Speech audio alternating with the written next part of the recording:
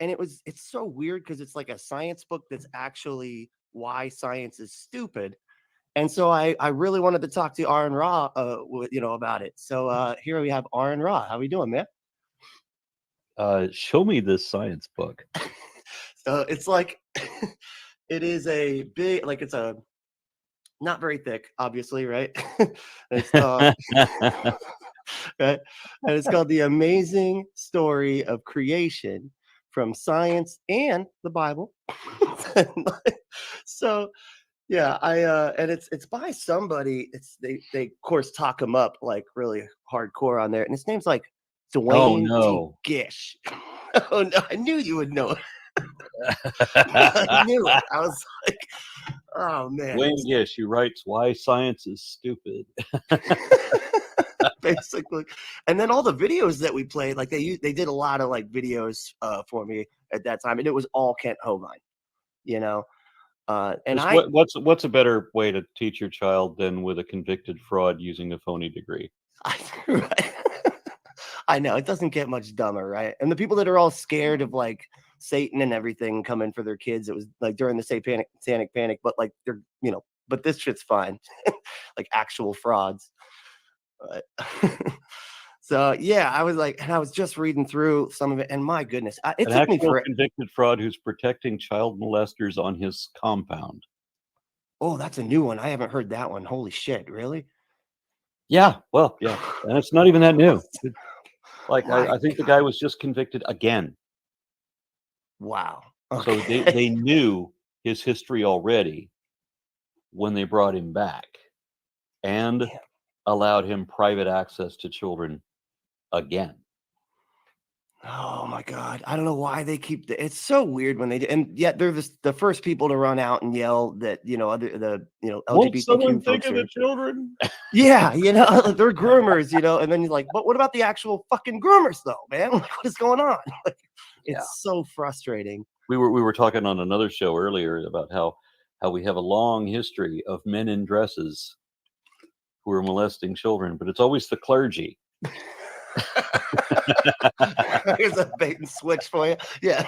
That's awesome. Yeah, you had drag queen story hour. It was just, that they weren't quite as fabulous, they weren't quite as sparkly, but it was still a men in a dress telling bogus stories to a bunch of sequestered children. That's true. Oh, what a good way to put it. I love that. Jesus, yeah, how freaky. But yeah, so I was like, I highlighted a couple parts of it, and I was like, I'll just read. A lot of times what I do on shows, I'll like read through an article word for word. And but since I found this and was able to have you on, we can just read a couple parts from it, and see what you think. All right, what do you got? You're gonna hear a lot of me repeating, and Well, this I'm is going a to grab a science book. beer because I think this warrants. Yeah. Okay. Yeah. Right on.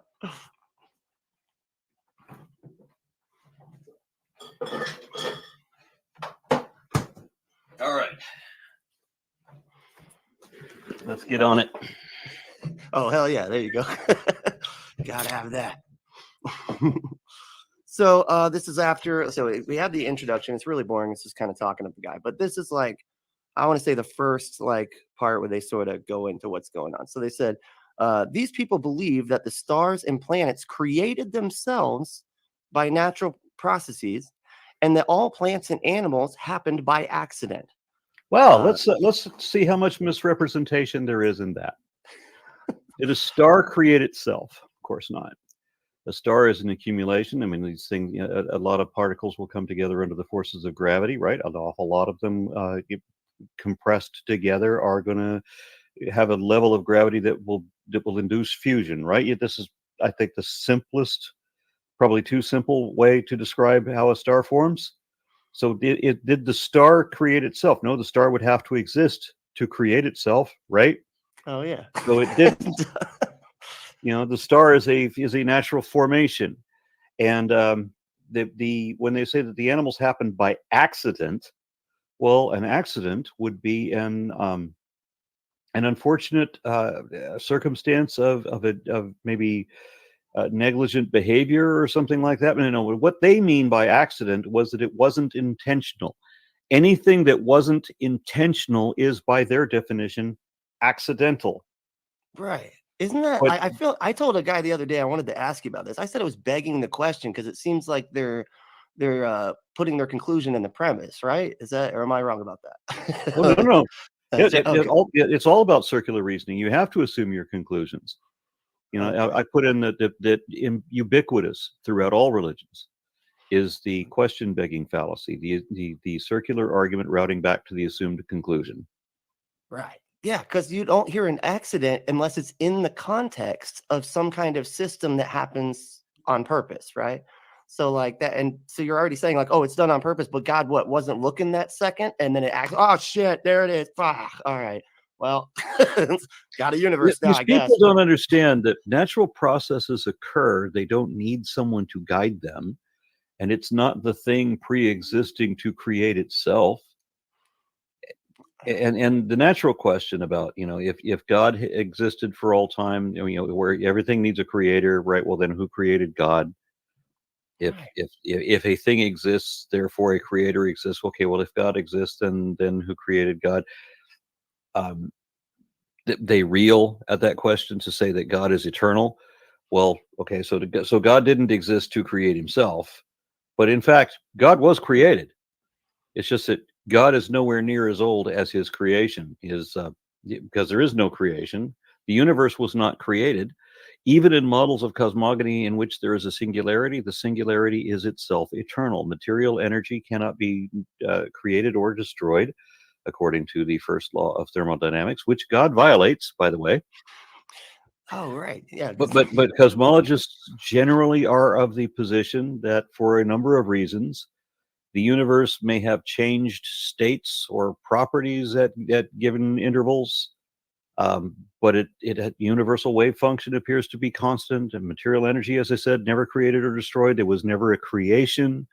So we need to understand that there was no creation. There can't have been a creator if there wasn't a creation. You know, and the argument that you know, creation requires a creator. Well, this is reality, and we don't require a realtor. That's a good. I've never heard that one. That's awesome. I'm gonna have to say that. Yeah, it seems fascinating. Could we all, I mean, so what you're saying with the singularity, then that never did, that could have just always been, right? Like that we don't, like if Yeah, they're always saying and I want to also preface this because I've had the opportunity, kind of unique opportunity, to be able to talk to a number of some of the world's leading physicists, cosmologists. I mean, and some of them have regarded me as friends, and so that's nice, you know. Victor Stenger, when we would go to the particle physicist, we would go to conferences, we'd meet up, and he would just naturally come sit with me, and I just always thought that was huge. I was terribly honored. But same thing with a couple of others. A couple of people would come in and say and see me and say, "Hey, my friend," that kind of thing. That's real nice. well, yeah. But I've had opportunity to talk to some of these people, and the general idea is that while you can say that the universe came from nothing in a sense, or that there are quantum fluctuations, and Stephen Hawking said something stupid back in the 60s that the universe came from nothing, but these are not authorities that dictate what our position is. I don't know any atheist alive who believes everything came from nothing. So when the creationists use that argument, already that's wrong. Somebody might have said something dumb. Maybe the smartest man in the world said something dumb. Right. And that doesn't dictate what the rest of us hold. That doesn't change the laws of physics. That doesn't change what cosmology indicates. When Lawrence Krauss wrote his book, A Universe from Nothing, he redefined nothing. It wasn't an absolute philosophical nothing.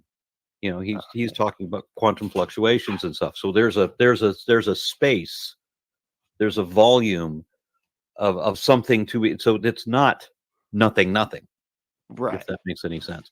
And that wouldn't apply to the singularity anyway.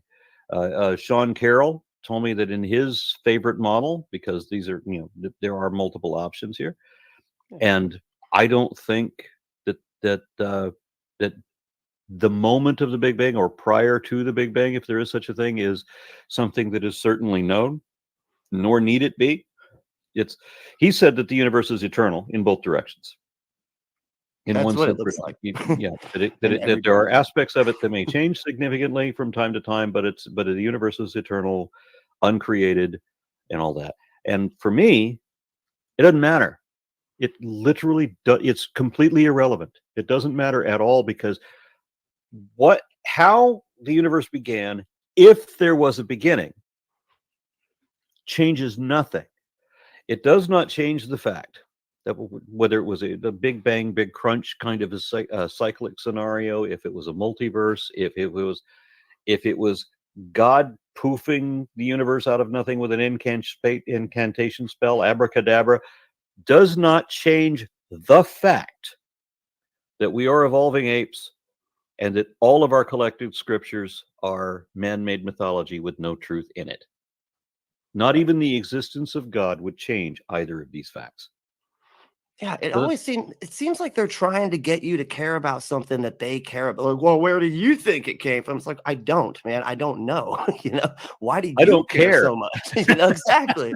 Like, why do we care about this? Like, this doesn't affect anything. They act like their whole world hinges on it. I'm pretty sure that and I don't think we ever will, because look how long we've been on the planet, and how recent it is that we've begun to even notice these things, to ask questions about them. I think it's impressive how much we've learned in the little time that we've been looking. But I think that our scope is so limited that we're probably never going to answer this question. But if we ever do answer the question about how the universe began, if it began, or whether it began, if we ever have the answer to those questions, it's not going to be a magic invisible man. No, definitely not. That's the most ridiculous thing they could think of for that, to fill that void there. Well, I wanted to ask you real quick too, while we're on the subject. Have you heard of something called the Grim Reaper fallacy? That has something to do with. I could not understand. I was talking to a friend of mine. He finally boiled it down to like basically just saying that infinity, we couldn't have infinity backwards or something because we'd never arrive at today. You ever heard that? It's like, well, the Hindus, the Hindu religion is cyclic that way, and so they believe that everything that's happened before will happen again, and that we're all just a dream of Brahma, and that when Brahma awakes, then we cease to exist because we're all figments of his imagination. It's like idealism taken to an extreme. And that when Brahma goes to sleep again, the entire thing renews again. So if you read the Bhagavad Gita, it says that Lord Krishna, who declares himself to be the source of the Godhead and of all the gods, he said that he created the multiverse, which was an impressive concept to have come from that. Of course, it's being transcribed by Sri Prabhupada in the 1960s, but still, his English translation of the Bhagavad Gita used the word multiverse.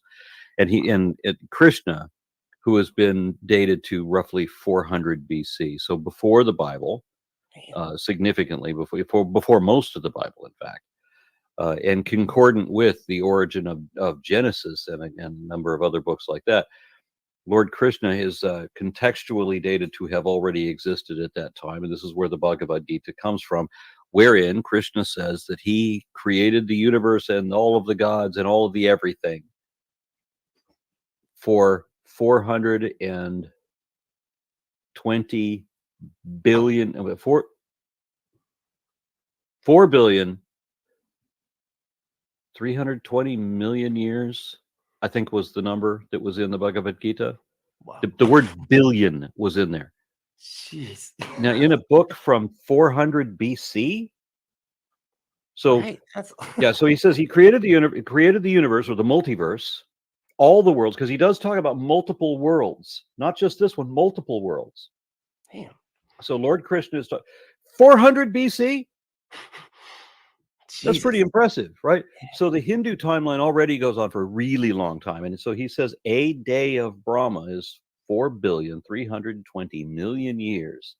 And he describes it as a cycle. And then when it comes to the end, it is renewed again, so that we relive that 4,320 million year cycle all over again. Oh, right. When you compare a work like that to the Bible, right, the Bible seems somewhat infantile by Oh my God. comparison. So much so, I mean, yes.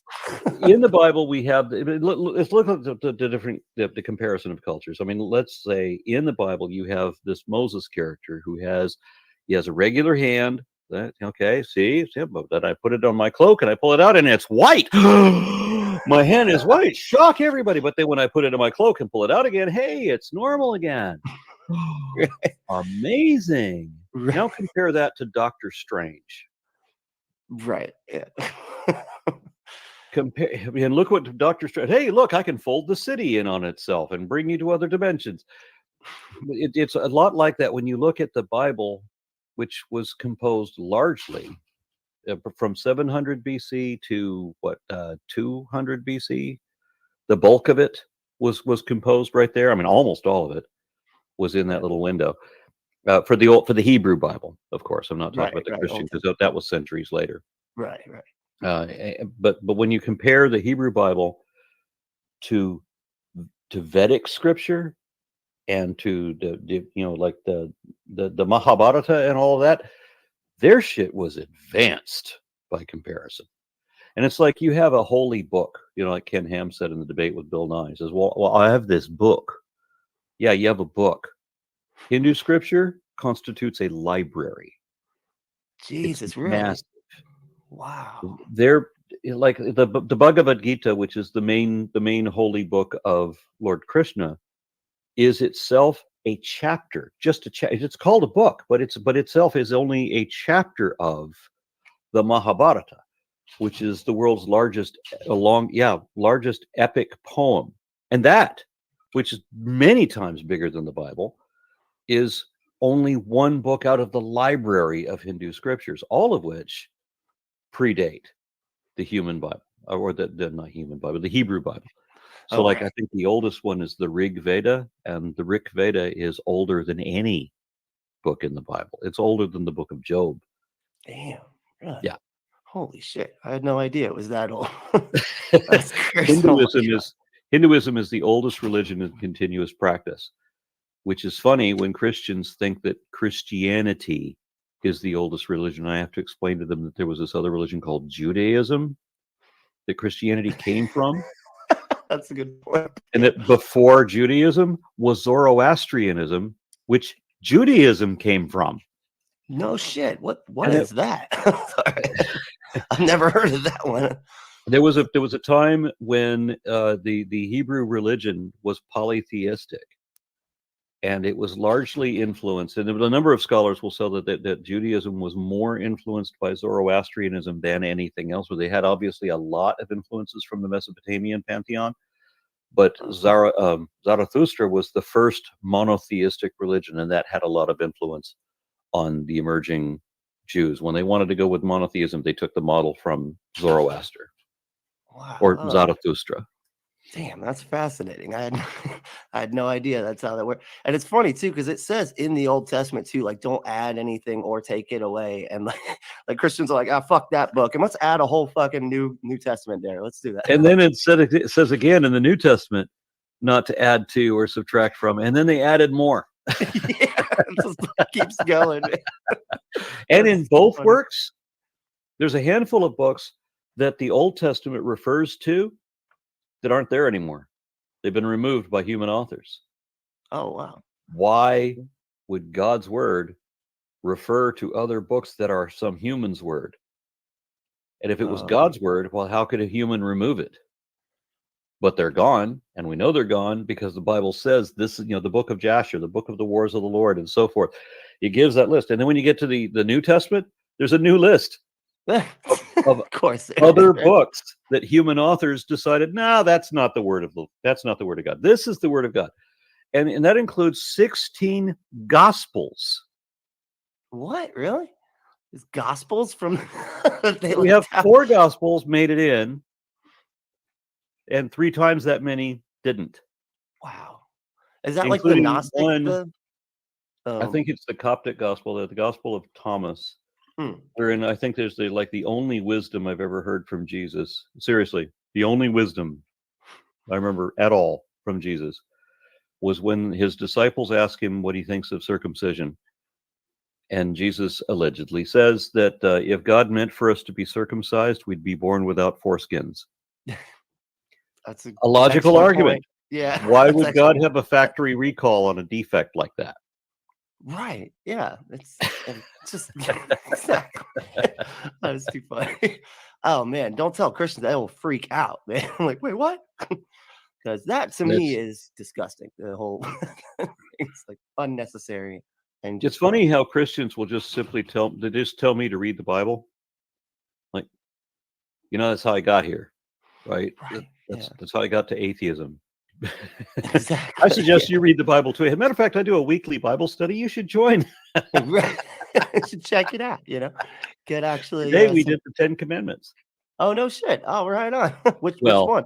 We didn't do the 10 Commandments because the 10 Commandments is in Exodus 34. We did the ones that are most often called the 10 Commandments, but that the Bible doesn't call the 10 Commandments. The Bible just calls them commandments. And begins a list that ultimately ends up measuring 613 commandments. And I think personally that there are 14 commandments just in Exodus 20. But the way they're usually packaged is in a list of 10. Oh wow! But you get a different list in Deuteronomy and a different list in later in Exodus. And then the Catholics have a different one, and the Jews have a different one. I was wondering because I've seen there was like a courthouse. I can't remember where it was. It was like a courthouse, and they went and put the stupid things up.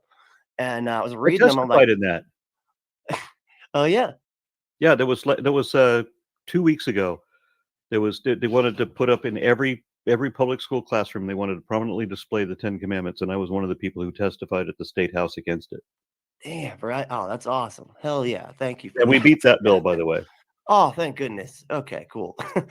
Because they do this shit where they're like trying to tell people they got to put "In God We Trust" in every classroom and shit. It's ridiculous. And you know why, right? No, what?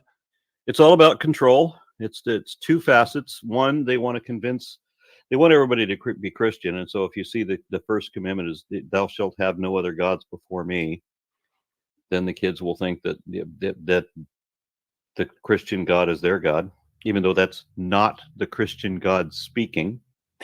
Right, that's the Jewish God. Let's not forget that when Jehovah, God the Father, El Ava Allah, what was it? Yehovah, when he said, "Thou shalt have no other gods before me," Jesus, who was worshipped as a God, came along later and said that no one comes to the Father but through me. So, and Christians worship Jesus as a God. So Jesus is now a God before Jehovah. So Christianity is in violation of the very first commandment. Is that why they went and tried to like mash them all together with the Trinity? The Trinity? Yep. And you know where they got the idea from the Trinity? Oh, where? The Trimurti. Well, that sounds the Trimurti. The Trimurti is the fusion of Shiva, Rama, and Vishnu, the Hindu godhead. No shit. Oh my god. Wow. that would make some Christian. I know some Christians whose head would pop if they learned that shit. There is a reason why seminary students come out atheist. Oh yeah, absolutely. Hell yeah. Yeah. Just read. Right, I gotta let this dog in. I'm sorry. Oh, no problem. Good.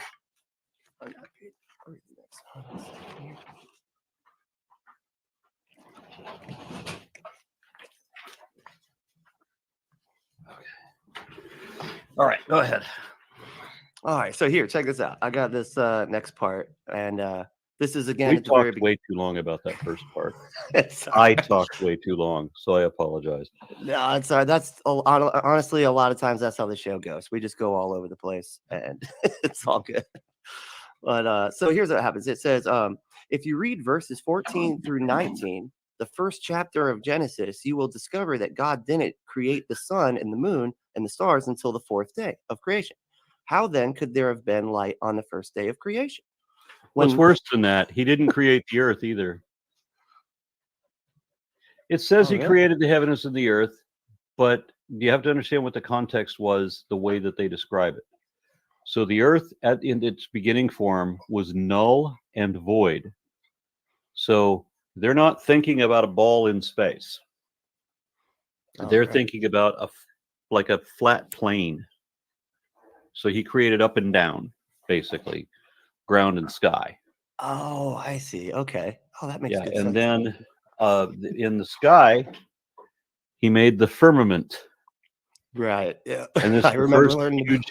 the first huge fuck up in the Bible is where he makes the firmament. What's the firmament? Well, you have to find it in little bits and pieces because it doesn't describe it all in one place. But you have to go, sift through different parts of the Bible where it describes the firmament as being a giant, solid crystal dome with windows in it that sits on top of the flat Earth.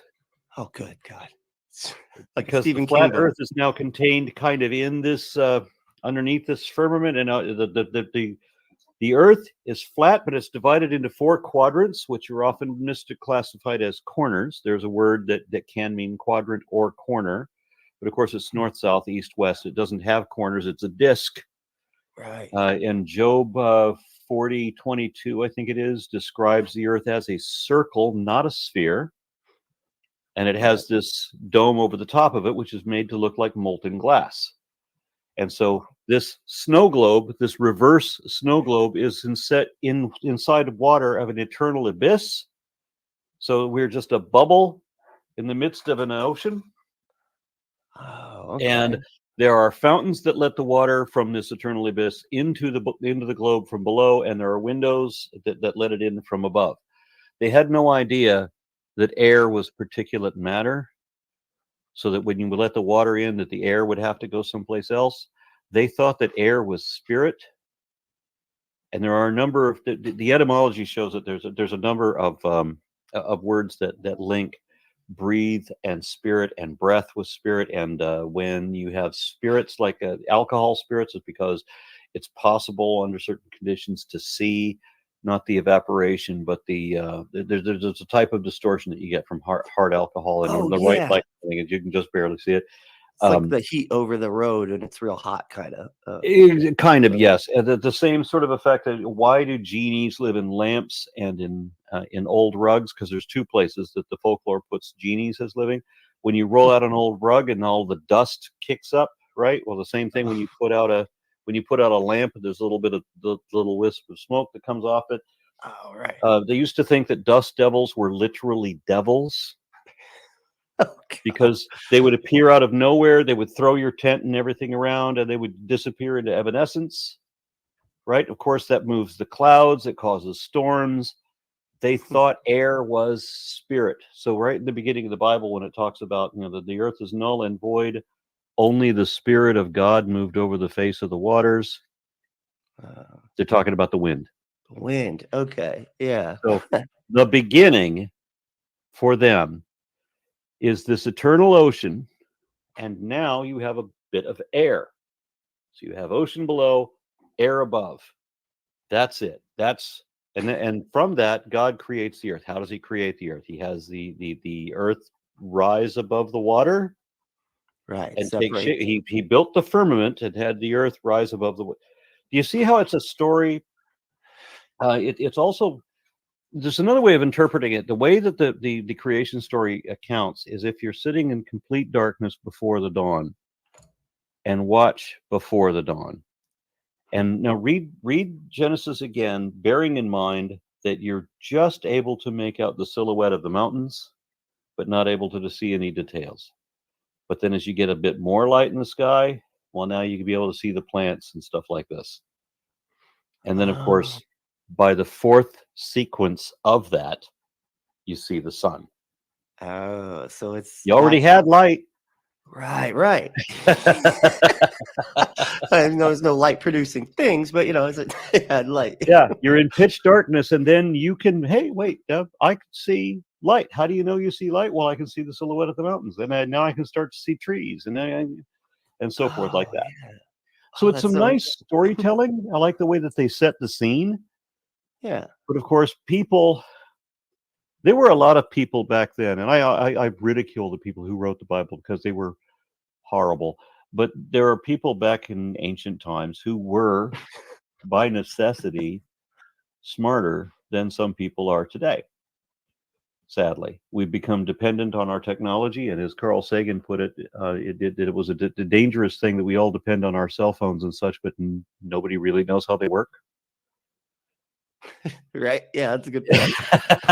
Like that. It always reminds me of Terminator, you know, and he's like, they're like, how does it work? Well, what is it made of? And he's like, I didn't make it, man. Like, it's just, you know, like, Yeah, they find the you might robot, think you know how a cell phone works. Well, prove it. Make one. right. Yeah. No, yeah, even just the concept of computers just has me like, I don't even know. I don't, it's lost on me. It seems far too complicated. It's a sad thing that we have a culture and a society where intelligence is not praised. We have and maybe this is just because I live in Texas, but we have way too many people here who brag about how ignorant they are. Where faith is declared a virtue. And what is faith? Faith is assuming impossible nonsense for no good reason and then refusing to be reasoned with. How is that a virtue? How is that not among the worst of all vices? Right. Refusing to ever admit when you're always wrong? Right. That's the worst thing you could virtuous be about that? Yeah. That is by definition the stupidest thing you could do. Like, you're just stop. I mean, right? I mean, it's like I always say, if you can learn to be gracefully wrong, then you'll be right more than most people. You know? Yeah. It just depends on what matters to you. Right. For me, I want to improve my understanding. I don't just want to say that I understand. I want my understanding to be better than it used to be. And that's important because there's one that admits that my understanding right now is not perfect and that it needs improvement. So something I believe must be wrong or not complete. So something needs to be enhanced and filled in or corrected. So you have to seek out the flaws in your current perspective and correct them, which you can't do if you're already proclaiming the absolute truth of whatever complete lie you've been telling. Right. Yeah, and just acting like you know stuff. It's so frustrating. I was just talking to a guy like yesterday. He was talking about how all of the, you know, he's in those kratom shop. I really like kratom. And so I was drinking that, and it's like, but I always run into these people. They're like, oh, all science is crazy. It's basically just the appeal to nature over and over again with these people. But they're saying like science is all, you know, controlled by money and all that type of stuff. And yeah, it was really frustrating. I'm trying to explain to him like how that couldn't possibly be the case because like peer review and then it's planet wide. Like we're not, you can't make that many people stay quiet. You know? Every nation on earth, the smartest people on every nation on earth, regardless of their politics, their religious background, their ethnicity, everything, everybody's going to be completely cohesive. Right. And all just agree to be quiet and nobody push back. Thousands of denominations of mutually exclusive and warring religions can't agree on a damn thing. But all the scientists, even from those different religions, still agree with each other. Right. Because it looks to me like if you adopt a religion, then you're blindfolded, throw a dart, draw a bullseye around wherever the dart hit, and call that the absolute truth. And so if you were ever to take off the blindfold, you would just see darts with bullseyes drawn around them just all over the place. Right. But and it's easy to walk from one faith to another. You just completely adopt a whole new mythology that's also based on not reason. That's just completely, you know, it's emotional, it's imaginary, it's whatever, it's the new bullshit fable of the day. So we're going to make believe this other thing instead. Well, we've been watching the Marvel Comics universe for a while, and now we're going to be watching the DC Comics universe for a while, and then next we'll watch Lord of the Rings, and we'll just forget that all these other two even existed. Now our world is the Lord of the Rings trilogy with the Hobbit trilogy, and right. And then we'll move on to the Star Wars epic saga. There you go. That'll be the final one there. Yeah.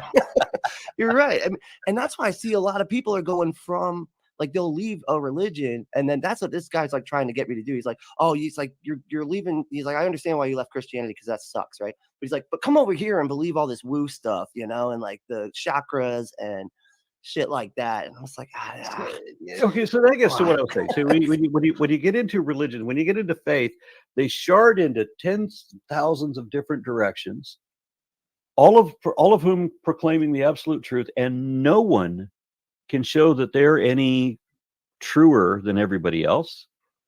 And all of them together can't show that there's a there, that there's even a supernatural at all. Right. But if you were to, if you don't just change from one religion to another, what if you just one faith to another? What if you reject faith itself, all faith? Yeah, what if instead you became skeptical, science-minded? I don't care to believe things that are not evidently true. I don't want to make believe things that are not evidently true. I would rather find out what is, and not be, I don't want to be fooled into believing anything that is not evidently true. I want to figure out what is supported and what isn't, and just tentatively accept whatever is overwhelmingly supported. Well, now, if that's your attitude, if suddenly the truth matters, then you find you go the other way. That from all of these different religious perspectives, if you walk away from faith and instead of sharding off into every direction, everybody turns around and focuses on the one and only actual factual fucking truth. Right. It literally moves the opposite direction. It's hilarious. Like it becomes more and more precise rather than more and more divergent. Right? Because like with religion, it's always like even the same religion. It's like the denominations break apart and they're all like, well, this part of the Bible, like we all disagree on this part. Like, you know what? Fuck these people. Let's go start our own shit. Like, no, we're out of here, buddy. You know, and they just start leaving. And that's a new one. Now then people within that one, no, we don't like this part of, and they just keep doing that. You think that a common enemy would create a common bond, but when I went to SatanCon a few weeks ago, and hundreds and hundreds of Christian protests. Well, I can't say hundreds and hundreds, but there were certainly hundreds. Right. Hundreds of Christian protesters turned out for that. And the funny thing is they all have a common enemy in the Satanists. Right. But when we're inside the convention and there's nobody for them to argue with, they turned their bullhorns on each other. No shit. Oh, so that the non-denominationals and the fundamentalists are now arguing with the Catholics. Oh my God! And each are criticizing that the others are not the true Christians, right? Or that they're not really Christians at all. Jesus, yeah. So I heard too. There was two. Well, I saw. Okay, so I covered a video where they were at that, right? And the guy was like, "I got kicked out of SatanCon. It's so cool," and he did, it's a video or whatever, and then. In that video, he said that 130 people or something got saved. But he can't provide a name. Not a single one. the only video that they had was of this one girl who was so polite. She was so nice, and it was clear she was like, "I just don't want to." And he's like, "Well, can I say the prayer? And then you just be here while I say the Christian prayer." And she's like, "Okay, I guess." And she was just so sweet, And he's like, boom, nailed it. See, told you. I was like, dude, what you trick people into fucking being Christians? Is that how we do this? You don't even trick her into being Christian. You just, hey, can I say some raving shit while you stand here for a minute? Okay, fine. You have your little whatever you're gonna do there, undulate or whatever. But you just, when you're done, will you leave me alone? Right. Exactly. That was basically what. And I'll do anything to end this fucking conversation. What do you want? I don't care. Like, dude, you can fucking start screaming racial slurs. I don't care. Just get out of here. Yeah. And then here's the thing about the absolute truth of religion is it's just nothing but lies. And I don't say that lightly. I spent 25 years arguing with creationists. There is no truth to any religion. There's not one thing they can show to be true. Now, they will say that I'm the liar. I get accused of lying by liars all the time. But I can show the truth of my position, and they can't. There's nothing there. It's not the truth just because you say it is. It's not the truth because you believe it is. It's the truth when you can show the truth of it. Right. And you can't when the person you're trying to reason with has decided to reject reality in total. All religion is some degree of reality denial. The most moderate religious believers are ignoring the fact that there's no support whatever for mind-body dualism, not in neuroscience nor in philosophy. There is no evidence for the supernatural, whereas if there was a supernatural, we would have a way to know that. Even if we couldn't explain it, we'd be able to show that there's a there. Right? What we get is near-death experiences. So we have unrepeatable anecdotal experiences. We've been studying this one phenomenon for 50 fucking years. And what do they got? They have a handful, 3 incidences that they can verify that somebody said a thing that coincidentally matches this other thing, and we don't have a good explanation for it. Right. Everything else accounted for. And what they can't account for outweighs. So like what the believers can't account for. So the believers will say that whatever science can't explain somehow becomes evidence of their position, because it's this God of the gaps thing where they assume that they have they don't have to explain anything. It's what you can't explain becomes our evidence. No, that's that ain't how that shit works. Oh, man. You have to show, if there's a thing that needs explaining and science makes this attempt, you have to show your own explanation. Right. And you don't got one. You're just looking for where science doesn't explain it, that you have nothing to show.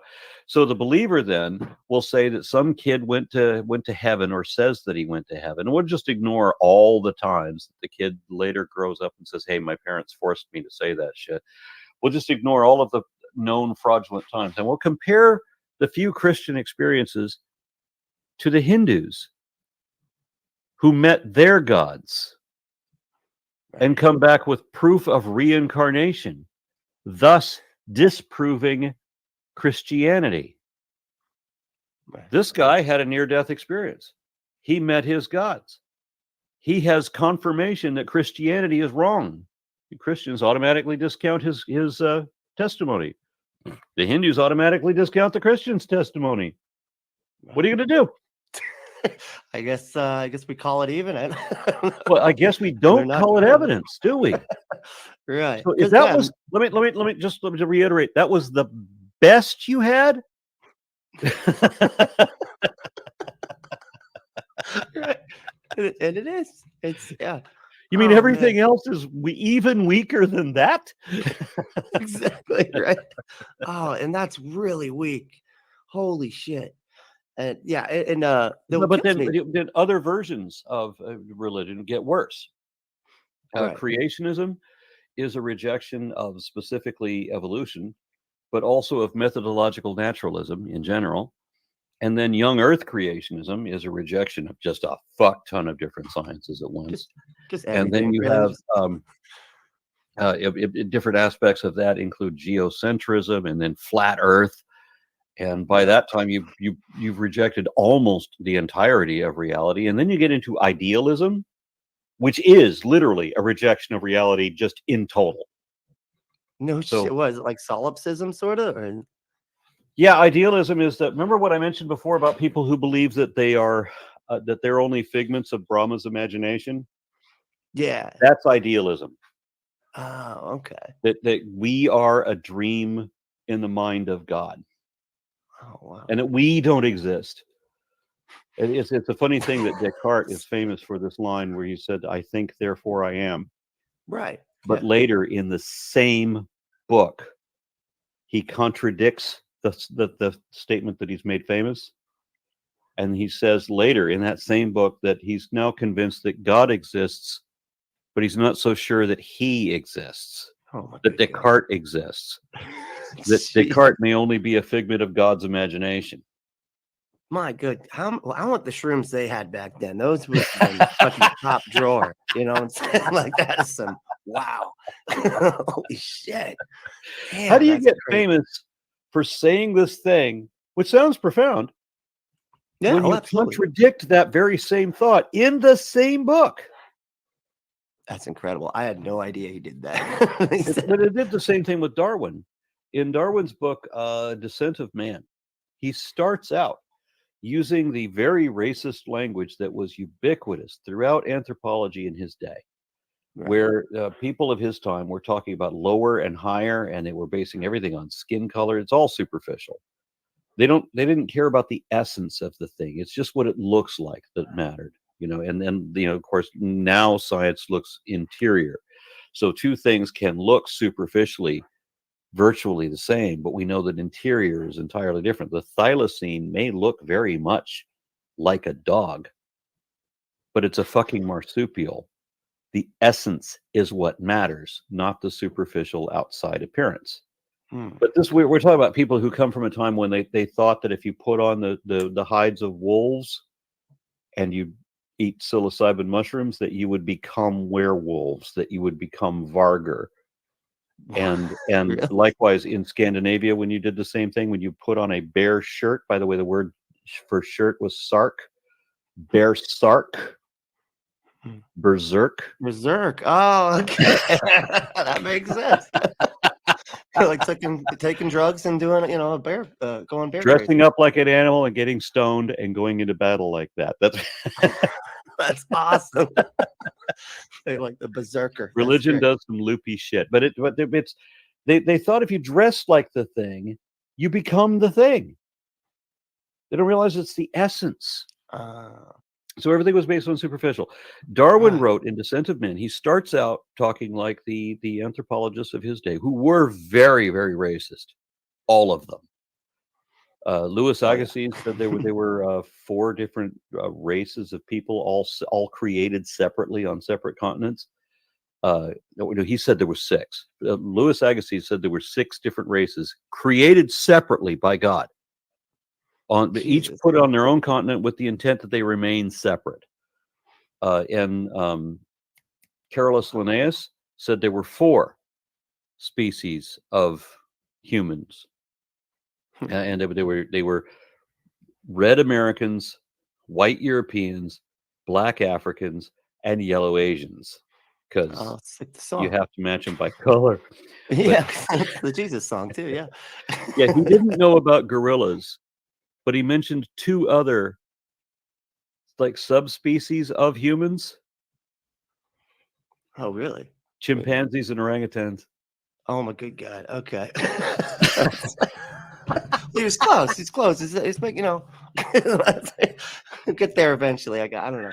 So Darwin starts talking about, talking in terms that all of the entirety of anthropology at that time, most of these people were Christian. I mean, Carolus Linnaeus was Christian. He was a creationist. He didn't know, he never dreamt of evolution. He put together a taxonomic tree and he says, well, I don't understand this. I can't explain this. This doesn't make any sense from a creationist perspective. It looks like one thing becomes 2, becomes 4, 8, 16, 32, and so on. I can't explain how that could be. It was 100 years later, and Darwin figured it out. Right. How that is. Darwin was initially Christian too, and so he was raised in this incredibly ethnocentric location where it was very racist, very ethnocentric. They were imperialist. It was the British Empire. Oh yeah, of course. Right, and he's in the aristocracy, so he's like the most. He's amongst the most racist people in the world till that time. And yet, because he took this trip around the world on the Beagle and he got to see people in their natural state all over the world, he started advocating for indigenous peoples in different places against his own race. Oh, wow. Over and over again. He's saying that these, if this is an indigenous person who did this thing, and so we would call it cowardice. But if that was a white person, we would praise their nobility. Right. He's recognizing the bias. Yeah, right? It's very similar to what happens all the time when somebody gets killed by somebody else, whether it's a white or a black person or a cop. Everybody's aware of Darwin's On the Origin of Species, but his book before that, and he wrote other things, but his primary book before that and his primary book after that, Descent of Men after that, and Voyage of the Beagle before that, are both way more illustrative of the man, because before he realized evolution, in Voyage of the Beagle, he reveals that he is the least racist person in his community or possibly the world. He Oh, wow. he doesn't buy the racism shit at all. He abhorred slavery. He said that people of his own country should love to see dark-skinned Tahitian people and find them more beautiful than they find themselves. Wow. He always spoke on behalf of indigenous people around the world wherever he went. Man. And he saw the evils of imperialism. He lamented the abomination of the Australian genocide that was going on before he got there, before he figured out evolution, before he published a damn thing. He lamented that there was this genocide of Aboriginal people in Australia, and what a terrible tragedy that is, only to have people like Ken Ham blame him for that years later. Oh, wow. Yeah. As if Darwin had anything to do with what was already going on, right? And Right. as if Darwin hadn't already published his hatred of that thing. Wow. So in Descent of Man, when you get to that book, he starts out speaking the same way every anthropologist of his day does, and then he starts picking apart the concepts that anthropologists had just always adhered to, until by the end of the book, he comes out with this profound thing, which I'm sorry to say, a whole lot of people completely overlooked or didn't catch, where he finally culminates in saying there's no such thing as race. We did have different races of people, but not anymore. Everybody alive in the world today are all the same race. There are no more Neanderthals. Homo erectus is all gone. Those were different races. Now we're just all one. And genetically, he's born out. Now, Franz Boas, 16 years later, wrote the same statement, like in a T-shirt logo, just a simple, little succinct sentence. And so he got the credit for it. But Darwin had actually written it first. He wrote it first, and it took a page to write it. It's 5 paragraphs long. It's not something you can put on a bumper sticker and a T-shirt. But he said it first. There is only one race on Earth. There's only one race left on Earth. Oh, okay. Wow. And he went on into detail about, okay, yeah, you will point to the whitest Norwegian and the blackest man from Zimbabwe. You'll draw out your extremes. But now let's go to Morocco. What do they look like there?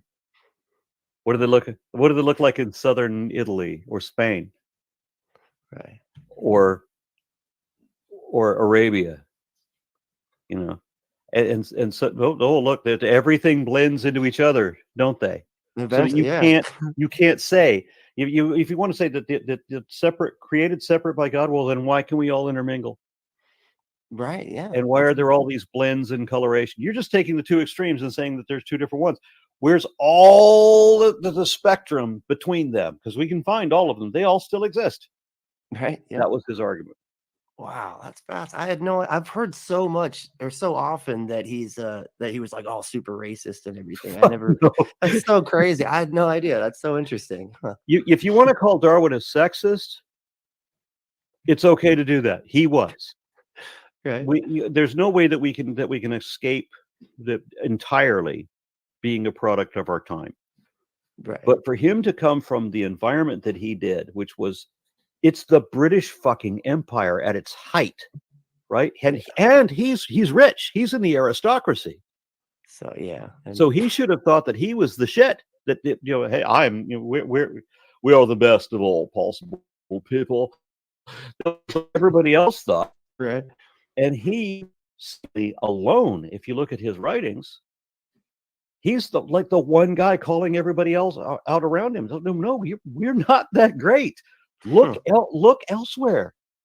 Look how wonderful all these other people are. Look back in time. Look how amazing all this other shit is. Look at all these other communities. Look at the comparisons look at the different people that we meet going from here to there. Right. His scope was so much bigger. Now, if he had never left his home, if he had never taken that trip around the world, maybe he would be. every bit the arrogant son of a bitch that everybody else was in his time where he lived. Right. Travel is broadening, and it made a huge person out of him. Right. Wow.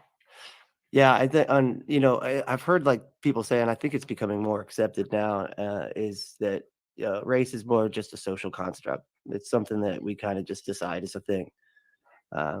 Usually so that we can see ourselves as better than other people. But That's what it comes down to. right, yeah, imagine that, right? That's So so we have interesting. 8 billion people on the planet, and yet we are more genetically similar than chimpanzees. And there's pathetically few chimpanzees left in the world, but there are 4 distinct genetically distinct lineages of chimpanzees in the world. They're all in Africa. They're all tiny populations, but they have more genetic diversity, genetic distinction between these 4 groups than between any 2 people on Earth. Oh wow. So we think that there's chimpanzees and there's bonobos, and that people are somehow all these different races. And no, between any 2 chimpanzees, there's probably going to be more genetic variance than between any 2 people ever anywhere. Huh. That's fascinating. Jeez. Yeah. Wow. So if you go back in time, though, let's look at Homo erectus. Those people, they occupied the entire African continent. They had a range from Spain to Indonesia, throughout the tropics, into China and so forth. Now, they were never able to go very much into the colder areas. But these people had an amazing diversity in their skeletons. And this is important. If you look at snakes, and the reason I bring this up is not because of all of these enclosures behind my head. Okay, I was gonna say, I thought you were working to this. Okay, I got it. So if you look at colubrid snakes, it's very difficult to tell if you have the skeleton. Is it a rat snake? Is it a corn snake? Is it a milk snake? King snake? The skeleton's going to be exactly the same. The surface will look completely different. Their behaviors will look completely different, but the skeleton's identical, right? You need to have the whole animal to understand whether these are different species. But with erectus, the skeleton is profoundly different. We have one that was a young boy, but he was already 6 foot tall, or something like 8, 10 years old. Holy but he's shit. 6 feet tall. Wow. And then we had another one where there's a community of people that didn't exceed, they were something like 5 feet max. The biggest one was 5 feet tall. Wow. There's a whole community located somewhere else. Man. And they have differences in their facial features that can be distinct, profoundly distinct. If that's evident in the skeleton, imagine how different they were on the surface. Right. Imagine how different they were culturally. Not just to say something about, distribution of body hair or, eye color or, trivial little things like that. Just imagine how significantly different Homo erectus could have been. This is all considered to be one species, just with a massive range and with as much genetic variation as we commonly see in dogs. Wow. So just imagine comparing, for example, if you could go back in time, you're going to talk to a collection of representative Homo erectus indigenous people, and you're going to say that this guy from Kenya and this guy from Tokyo and this guy from Kansas, these are all different races, and the Homo erectus people, why? Right. Yeah. What's the difference, man? I can't tell you people apart. You all look alike to me. Right. Exactly. That's awesome. I heard too there was like a whole community of people that had like brains that were too big. Have you heard about? No, you know what I'm talking there was a group of people that did this weird binding thing. They had a tradition of wrapping shit around their developing skull so that the brain would grow in a weird way. It's like I forget where it was that they used to do the neck bands, Right. and it would make it look like the person had a really long neck. In fact, all it did was push the shoulders down. Oh no. During Oh development. right. Yeah. That makes So sense. it just created an illusion like that. Huh. There was a kid who was born with 2 extra vertebrae in their neck. Damn. So that's weird. But yeah, this one giraffe-like kid, he has literally seriously long neck. I mean, how rare is that? Right. And not the kind of thing that is likely to be considered to be beneficial and passed down. That's not to say that we don't have beneficial mutations. We do, and there's a number of them been documented. I would love a collection of these. There's one for the third molar. So we have the same number of teeth as other apes, and they are smaller than they are in most other apes. But there's still, because our jaws are so diminished versus the way they are in all other apes, there's not enough room for the teeth that we have. And so most people, and indeed the kid that I told you, the Homo erectus kid that was like 6 foot tall. Yeah. What killed him? Impacted wisdom tooth. No shit. Of all dentistry killed that kid. He had a toothache infection that killed him. Oh God, what a nightmare. So you have this. Then there's one. There was another mutation detected in Italy where you don't have these people don't have cholesterol-related heart attacks. I personally know somebody who has a second aorta as a mutation, so he has 2.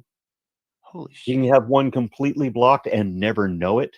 What would kill anybody else would not kill him because he has a spare. What? Spare aorta. Holy shit! Oh, man. How cool is that? That is awesome, man. If people tell you to watch your weight or you'll have a heart attack, this guy's 600 pounds. Oh, damn. The guy I'm talking about, and he's not worried. Yeah, it's like, I'm just going to use this one up. Other mutations, like there's a particular, there's a myostatin mutation that if you get a double copy, you will have, if you get this mutation, there's a particular variant, because some of them, there's different variants of this. Some of them can have pretty adverse side effects, but there's one, no side effects at all. You just have super dense, unbreakable bones. What? Really? Your bones don't break. Shit. Wow, that's awesome. That's like Wolverine. There's another mutation of, I wish I could remember the name. Oh, that's the LRP. I said myostatin mutation. I'm sorry. That's the LRP5 mutation I was just describing. The myostatin mutation is the one where if you get a double copy, you have twice the muscle mass of an average person and half the fat. Wow. Okay. So that you're born looking like a Greek god without ever having to work out. Wow. And I think I knew somebody like this because there was this guy I knew in my youth that, like, I couldn't understand him. All you do is all you take into your body is booze and drugs, and you never do anything but party. You have no right to look like that. He's like jacked up, just like he did. He looked like he lived in the gym. Like, why do you look like that? You're just a drunken stoner. How do you get away with this? It's like, now we know where like the Legends of Hercules and shit came from, right? Somebody like that, bro. Yeah, can you imagine what that must be like? Just like to have the body, you've got like chimpanzee muscles. Right. Holy shit. Look at my triceps. I do nothing. I drink. Right. Exactly. Yeah. And my bones are unbreakable, and no diseases can hurt me. That's awesome. Holy shit. That's incredible. Wow. Damn. Wow, that's good. Because that's one of the things that I remember learning a lot was like, oh, you don't ever have a positive mutation. Like mutations that like kill things, right? Like it's always something that is bad or whatever. Yeah. But no, it's not. A lot of times it is, right? But it's not always. It can easily. Yeah, most mutations are actually neutral. Oh, okay. So what people don't realize is that when they think that when you have a mutation, Like, look, if you watch the X-Men, you would think that a single mutation suddenly gives you all kinds of superpowers and changes virtually every aspect of your body. Right. But in order to make a change takes usually more than one mutation. Now, each of the ones I just mentioned are a single mutation, and they are pretty proficient. I mean, yeah, you have a single mutation, you get the double copy of this one thing, and suddenly you, I am super jacked, right? Right. That's one mutation. Damn. But most of the time, to have an appreciable effect takes multiple concordant mutations, and also to provide a detriment takes multiple mutations. Because usually the changes that are made are very, very slight, subtle, small adjustments in a proportion, for example. So you might be able to do a quarter mile run, 1 or 2 seconds faster than somebody else, or Right. you don't breathe quite. You're more prone to some particular illness or whatever. So and so that you don't really know what the detriment or benefit is until you start expanding out population genetics, like Right. generations later. Okay, well, this group mathematically comes out slightly more advantageous than group. These people can run a little bit farther, a little bit faster than these people. It works out like that. And so when you're talking to religious believers, they're not capable of looking at subtleties in population genetics, and they're not capable of thinking about things like nuance. Right. Instead, they imagine that a fish decided to grow legs, and grew legs, and walked out of the water. Right. Yeah. Like immediately, Like an individual fish. just one. Yeah. Just the one. And then it decided to give birth to a monkey fish frog, which had butt sex with another. Exactly. Right. Yeah. I remember hearing the one they said like, yeah, and they said everything started in the sea, and there had to have been a point where it was too much of a fish to like live on land and too much of a land animal to live in the water and just die. That was like one of the arguments. I was like, we have seals and stuff, don't we? Like, don't we have fish that breathe air, or like fish-like creatures that breathe air? How is this that much different? You know what I just realized? I've just been dominating this entire thing, and we were supposed to be reading your science book. Yeah, no, it's all right. I sincerely apologize. I completely lost track of what we were supposed to be doing. No, it's cool, man. It's all good. A lot of times I just use that as prompts. If we're able to not, if we're able to just go, I'd rather just go. That's what I mean. Okay. All right. Let's read from your book then. Okay. All right. And I apologize for just going off the rails. Oh no, you're all right, man. All right, let's see here. So I said, where are we at? Oh, creation. How then could there have been light on the first day of creation? That's right. When the sun and the stars did not yet exist. It is true that all light in the universe comes from the stars, including our own star, the sun. But it wasn't so in the beginning. Remember, light is energy. On the first day, God created the most important thing of all, light, energy. Nothing can operate without energy, and this energy was light. God damn, we're redundant. The universe was full of light, even though our sun and stars didn't exist yet. Fucking what? Like, does that even? I feel like I'm like reading it now. I'm like, am I just going cross-eyed, or is this that incoherent? I don't like when you make an assertion. It used to be our culture was that if you say a thing to be true, it's okay if you say I believe X. There's Right. nothing I can do. Okay, so you believe X. You don't even have to justify it to me. You believe it. You want to convince me, you got to give me a reason. But you believe it, and there's nothing I can do. Just that's on you. And Right. then that's your right as well. But when you start saying that this is a fact, well, now you've got the burden of proof. Right. And if you can't provide that, if you can't substantiate your claim, if you can't show that it's true, it's not. Right. You don't get the benefit of the doubt. There is no doubt. You were not able to substantiate your claim. We're done. Hitchens razor. What is asserted without evidence may be dismissed without evidence. Come back when you have something to show. But the believers want to go to the logical fallacy of shifting the burden of proof, where they can make up any fucking thing they want to and suddenly make it incumbent upon me to prove that it's wrong? Right. How does that? I feel like, and I get in this argument with like philosophy majors all the fucking time, and they drive me crazy because they're like, oh no, it is the assertion that no God or gods exist, a positive affirmation or whatever, that no God or gods exist in philosophy or whatever. That's the way they say it. It's the rejection of the belief, not the rejection of the claim. It's rejection of belief in the claim. Okay, so yeah, even the Stanford article, the Stanford article says, the person who wrote the Stanford article wanted it to be rejection of the claim, but admitted in that article that most atheists actually accept. I don't think that they said that it was that they acknowledged that most atheists, but they said it was polysemous, that quite a few atheists take this other definition, which is a rejection of belief in the claim. Right. And honestly, that's the only thing that matters. Throughout human history, way too many politicians and theologians, who were very often the same people, have been way too concerned with this yes or no question. Do you believe in God?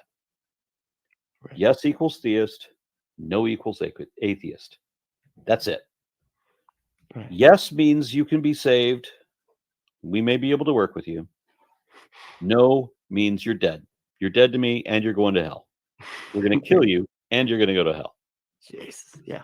There is not an option where somebody is either standing before the executioner of the Inquisition, or after that, standing in front of, say, St. Peter at the pearly gates, who gets to say, well, as a philosopher, I don't have a belief that there is a God, but I don't have a belief that there's not one either. In either case, the Inquisition, St. Peter, both of them going to tell this guy the same thing. Go to hell, atheist. Straight up, yeah. That's it. That's the whole argument. That's the entire crux. Now, philosophers will say that, well, that's not a useful definition. That's the definition that has use. Right. That's the only one. I'm sorry. The only use behind your philosophical definition is to have more arguments, which I realize is the philosopher's goal. Oh, yeah. Yeah, they love that. Yeah. That's kind of their whole bag, right? I guess like, right.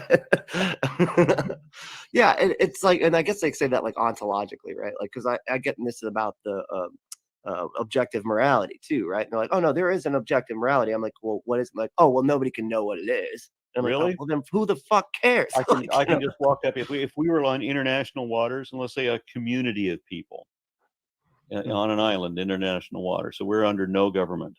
We know there's no law enforcement, nothing. So I can just hack one of your legs off because I want to, because I might think it, because I think it's amusing. Would that be okay with that community of people from different nationalities? Right. Or would absolutely every single person there already know, regardless of their legal systems, regardless of their systems of government or their religions, would everybody know automatically that if I have unnecessarily caused you harm, that's immoral? Right. We all know that, don't we? Oh, yeah. Funny how that comes out to be objective.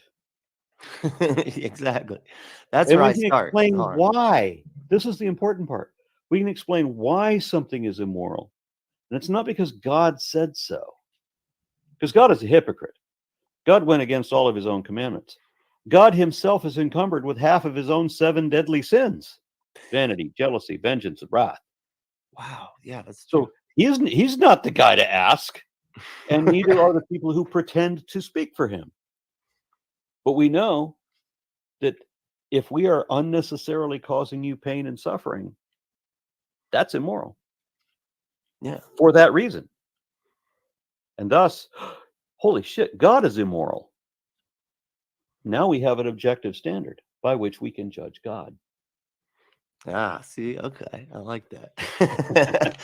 That's the way I try to go backwards with it. Like a lot of people go like from the well-being. I always go like you just like the opposite, like what you just did. I feel like that's easier to get people to agree on, and then we can go from like do no harm to then we can go like start stacking it up to getting up to what people would argue is well-being. and what they think they should get and other people should get and stuff like that. Yeah. But it gets really complicated up there, so. Yeah, I'm going to have to try to remember we're supposed to be reading your science book. Oh, that's right. And I'm going to have to rush through because my mother, unfortunately, is in the hospital and called me a while back. She wants me to come visit her, and I've been showing up every day, sometimes twice a day. I stay as long as I can, and I told her I couldn't show up today till late because I've got back-to-back shows. So I'm going to have to get through this one. Okay. I'll try to be more concentrated. Let's no problem. Yeah, you got it. Here, tell you what, we'll do one more and then we'll head out. Okay. Thank you. Yeah, no problem. All right. So this is at the beginning of the second chapter. So this is I want to show you the picture here real quick. Look at that. You can kind of tell where it's probably going. With the clock, the little watch there. Oh my gosh, Paley's argument. Yeah. You know what I love about Paley's argument?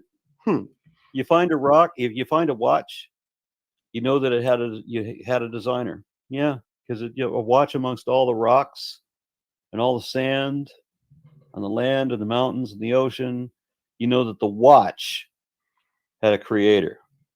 Right. Why? For one thing, there's not a natural process that'll create a watch like there is for the sand and the mountains and the ocean. Right.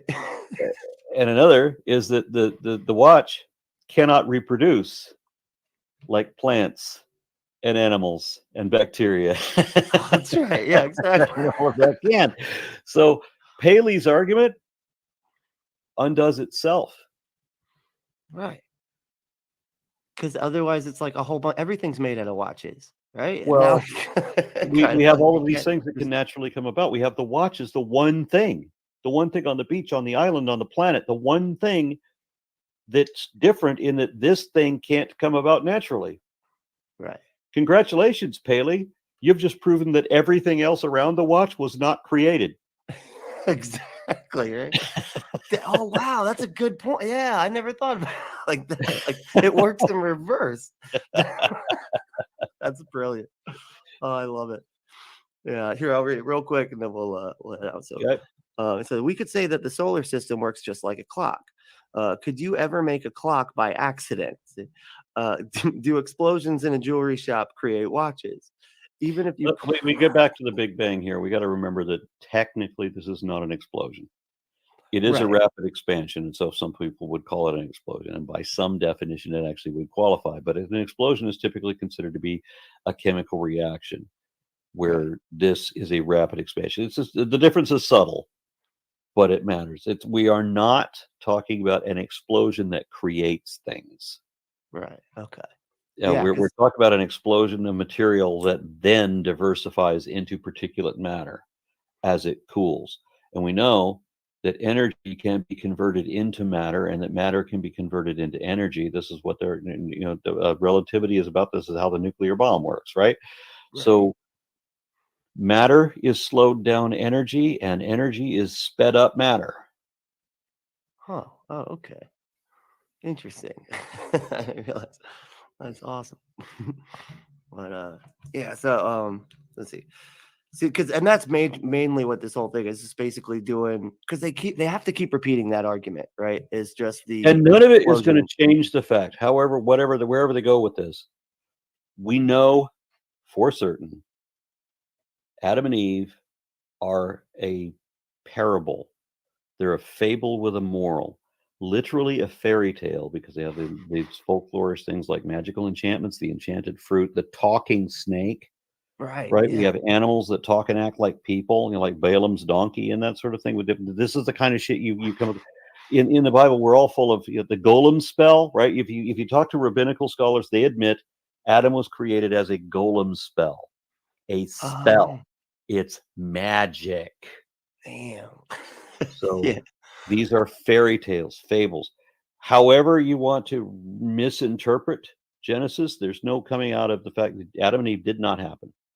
Right. Evangelical Christians, Orthodox Christians, Catholics admit, when they're trained in science, and I can give you specific names, Adam and Eve could not have happened, genetically impossible. We know what really happened, and it's not Genesis. The Tower of Babel never happened. We know how languages evolve.